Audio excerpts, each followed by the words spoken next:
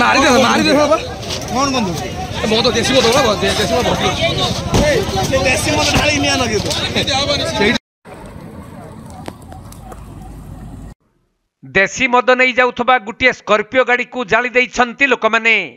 एपरी घटना घटी बालेश्वर जिला 16 नंबर जातीय राजपथर सिमुलिया थाना अंतर्गत भगिया छक निकटरे गत राति गोटे स्कॉर्पियो जुगे 1000 लिटर देसी मद चालाण हेउथबार खबर पाई भद्रक पुलिस गाड़ीटीर पिछा करिथिला।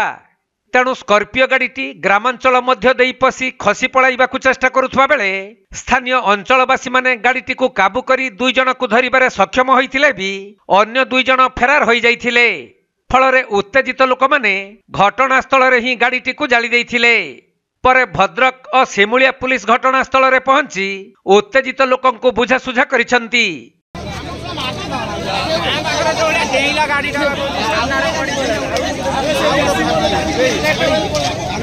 मारी दे बाबा कौन बंधु मो तो देसी मत बाबा देसी मत बालेश्वर जिला सोररू सुमंत दास रिपोर्ट कोणार्क लाइव।